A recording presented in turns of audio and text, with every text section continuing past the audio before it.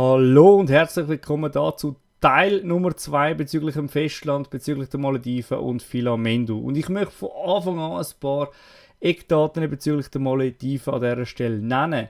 298 Quadratkilometer ist das Land gross, bezüglich dem Festland etwa so gross wie der Kanton Schaffhausen zusammengerechnet. Aber das ganze Land, wie ihr gerade seht, ist fast 900 Kilometer lang und hat 19 Inselgruppen am Start, die ihr jetzt hier gerade seht. Und ins eine gehen wir da, nämlich ins Ari-Atoll bzw. ins Alif-Atoll auf Filamendu, wo wir jetzt sehen. Und in dem Moment wird auch Filamendu eingeblendet, wo wir jetzt das Video machen. Aber ich möchte noch eine Sache bezüglich Male, der Hauptstadt, oben rechts erwähnen.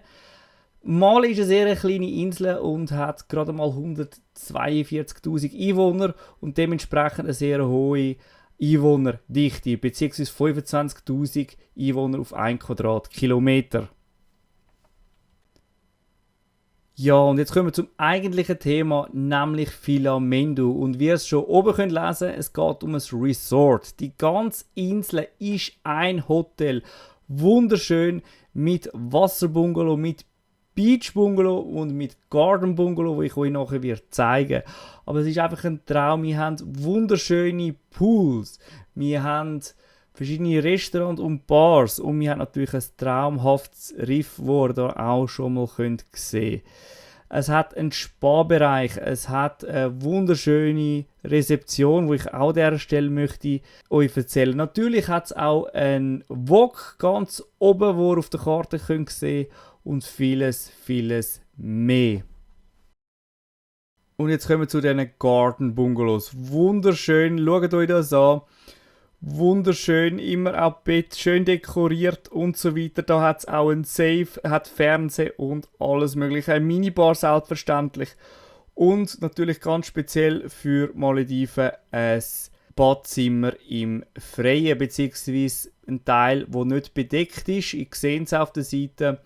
Da kommt sehr viel Licht hier und das ist einfach eine mega schöne Atmosphäre. Wenn wir schon bei der Atmosphäre sind, schaut euch das an. Beim Pool, die Sonnenuntergang, das ist nichts Spezielles für die Malediven. Das ist schon fast normal, außer es regnet einmal und zu dem kommen wir nachher noch kurz. Aber es sind traumhafte Temperaturen. Selten einmal sinken die Temperaturwerte unter 25 Grad und es ist einfach sehr schön. Auch wenn es so warm ist, kann es trotzdem mal vorkommen, dass es so richtig regnen. Aber dann meistens nicht lang. Aber dafür umso heftiger. Trotzdem sinken die Temperaturen nicht allzu stark ab. Aber dementsprechend in der Regenzeit kann es halt zwischendurch halt regnen kommen. Und da macht meistens auch der Preis einen grossen Unterschied. Wenn du dich jetzt fragst, was denn der Nachteil soll sein bei warmem Tropenregen, dann kann ich dir sagen, dass unter Wasser die Sicht klar benachteiligt wird sein. Aber das alles interessiert die Schwarzspitzenhaie hier direkt am Strand überhaupt nicht. Und sie lernen zu jagen, die kleinen Fische, und sind übrigens für uns Menschen absolut ungefährlich und einfach erkennbar mit ihrer schwarzen Spitze an den Flossen. Nebst den Tieren unter Wasser gibt es aber auf der Insel einige Tiere, wie hier zum Beispiel Eidechsenarten oder hier auch Krebse. Aber ganz besonders aufgefallen sind Vögel oder allgemein einfach Tiere, die in der Luft sind.